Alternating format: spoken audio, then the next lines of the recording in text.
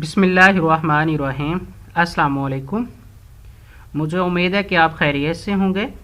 تو آج کے اس لیکچر میں ہم نے ناصر کاظمی کی پہلی غزل کے بارے میں پڑھنا ہے، جو کہ آپ کے اسمارٹ سلیبس میں شامل ہے۔ تو یہ میں آڈیو میں ریکارڈ کر رہا ہوں کیونکہ ہم یہ پہلے تفصیل سے پڑھ چکے ہیں۔ تو سب سے پہلے ہم ناصر کاظمی کا تعارف دیکھتے ہیں کہ ناصر کاظمی کون تھے۔ ناصر کاظمی کا اصل نام سید ناصر رضا سلطان اور تخلص ناصر تھا۔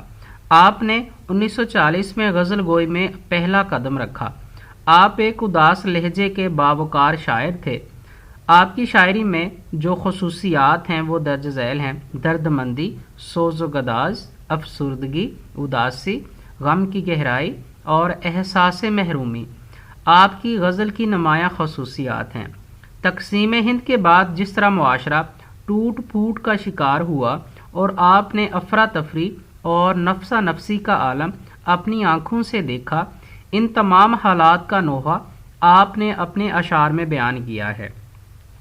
اسی وجہ سے آپ کی شاعری پڑھنے کے بعد آدمی ایک اداس لہجے کی طرف چلا جاتا ہے۔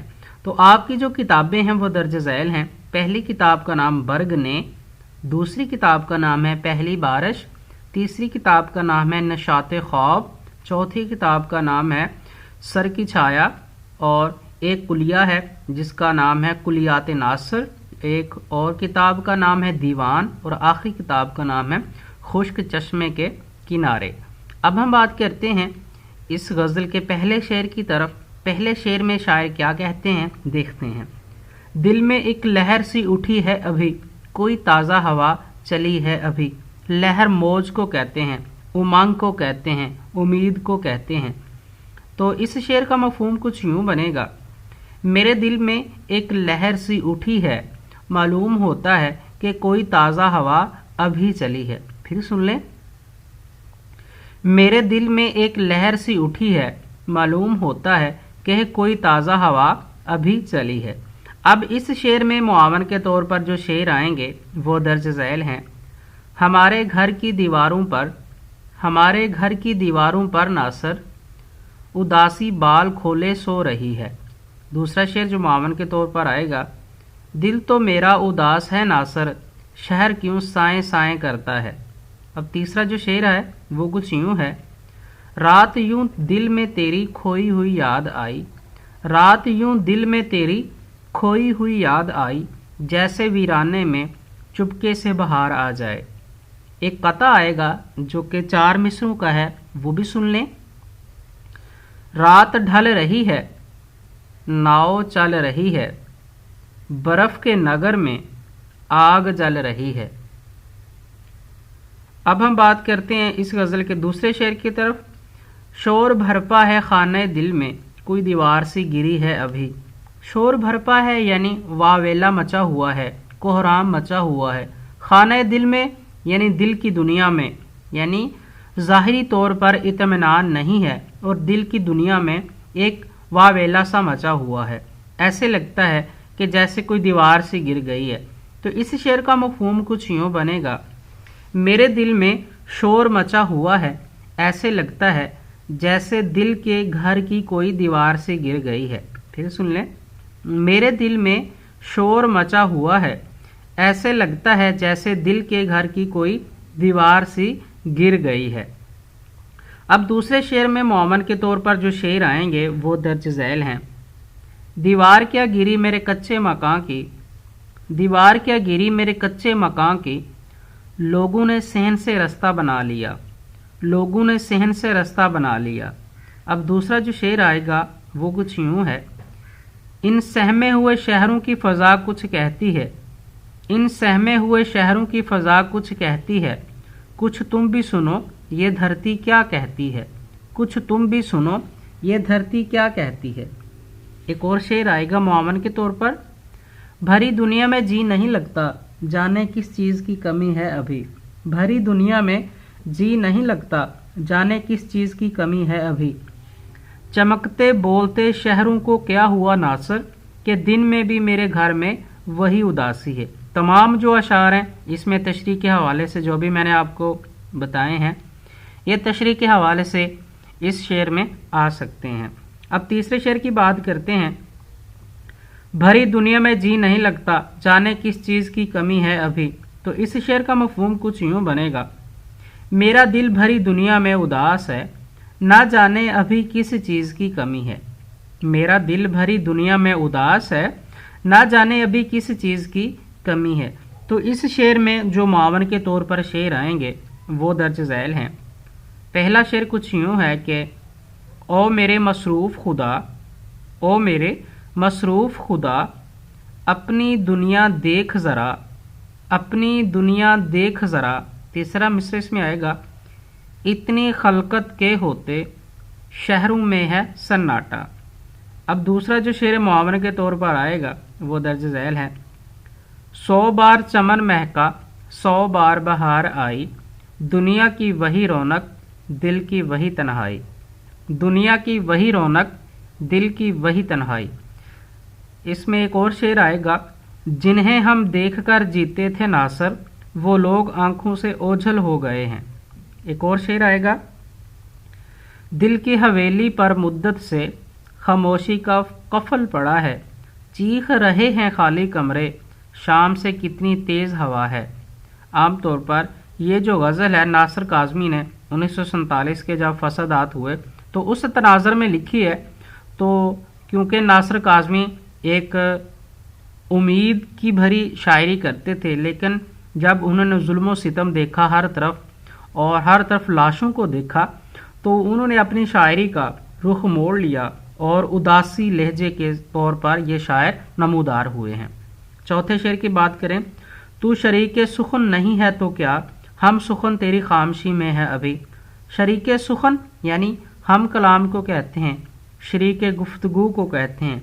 सुखन यानी गुफ्तगू और खामशी खामोशी के मानों में आता है।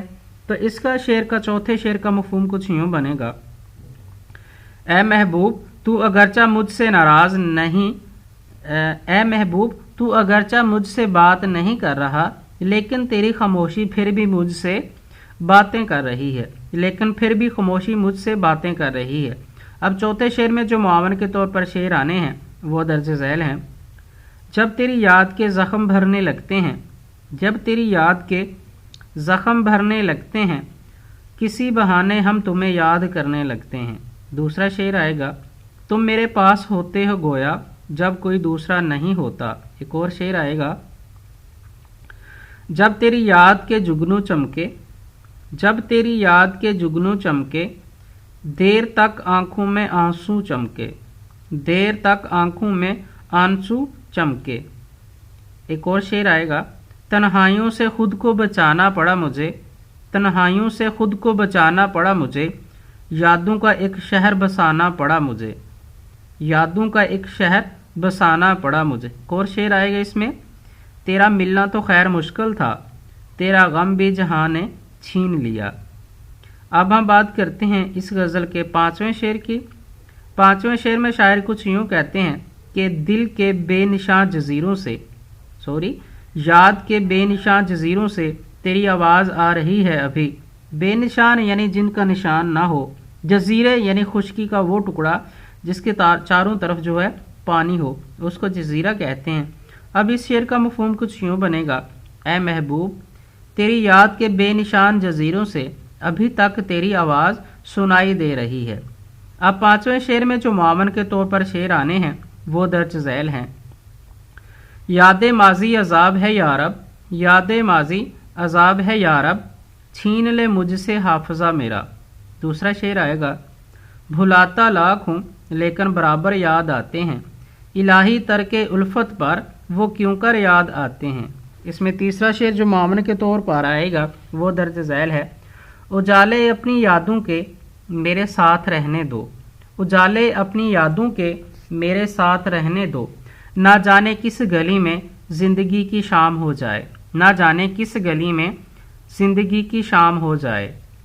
अब इसमें जो पाँचवा शेर आएगा मुआवन के तौर पर वो दर्ज झैल है कि जिन्हें हम देख कर जीते थे नासर, जिन्हें हम देख कर जीते थे नासर, वो लोग आंखों से ओझल हो गए हैं, वो लोग आंखों से ओझल हो गए हैं। اب ہم بات کرتے ہیں اس غزل کے چھٹے شعر کی۔ شہر کی بے چراغ گلیوں میں زندگی تجھ کو ڈھونڈتی ہے ابھی۔ بے چراغ یعنی بے نور، بے رونق، ڈھونڈنا یعنی تلاش کرنا۔ اب چھٹے شعر کا مفہوم کچھ یوں بنے گا، اے محبوب شہر کی ویران اور بے چراغ گلیوں میں زندگی اب بھی تجھے تلاش کر رہی ہے۔ مفہوم بنے گا کچھ یوں، اے محبوب شہر کی ویران اور بے چراغ گلیوں میں زندگی اب بھی تجھے تلاش کر رہی ہے۔ اب اس میں جو معاور کے طور پر شعر آنے ہیں وہ درج ذیل ہیں۔ پہلا شعر کچھ یوں ہے کہ گلی گلی یہ بات تھی جن سے کہاں گئے وہ لوگ، گلی گلی یہ بات تھی جن سے کہاں گئے وہ لوگ، دلی اب کے ایسی اجڑی گھر گھر پھیلا سوگ۔ جو دوسرا شعر آئے گا اس شعر میں وہ درج ذیل ہے، سارا سارا دن گلیوں میں پھرتے ہیں بیکار، سارا سارا دن گلیوں میں پھرتے ہیں بیکار، راتوں کو اٹھ اٹھ کر روتے ہیں اس نگری کے لوگ، راتوں کو اٹھ اٹھ کر روتے ہیں اس نگری کے لوگ۔ اس میں تیسرا جو شعر آئے گا، شہر میں ایک چراغ تھا نہ رہا، ایک روشن دماغ تھا نہ رہا، بچھڑا کچھ اس ادا سے کہ رت ہی بدل گئی، ایک شخص سارے شہر کو ویران کر گیا۔ ایک اور شعر اس میں معاون کے طور پر آئے گا، جب سے اس نے شہر چھوڑا ہر راستہ سنسان ہوا، جب سے اس نے شہر چھوڑا ہر راستہ سنسان ہوا، اپنا کیا سارے شہر کا ایک جیسا نقصان ہوا۔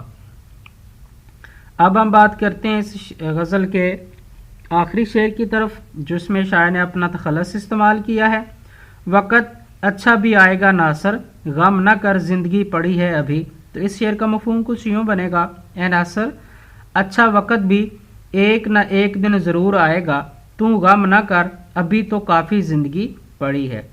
اب اس میں معاون کے طور پر جو شعر آئیں گے وہ درج ذیل ہیں، اے برے وقت ذرا ادب سے پیش آ، اے برے وقت ذرا ادب سے پیش آ، وقت نہیں لگتا وقت کے بدلنے میں۔ دوسرا شعر کچھ یوں ہے، ہوائے دور میں خوشگوار راہ میں ہے، خزاں چمن سے ہے جاتی بہار راہ میں ہے۔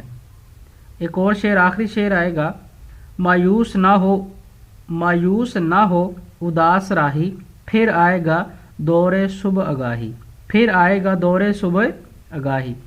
تو امید ہے اس لیکچر کو سننے کے بعد اگر کہیں کمی پیشی ہے تو وہ دور ہو جائے گی۔ اپنی دعاؤں میں یاد رکھیے گا۔ السلام علیکم۔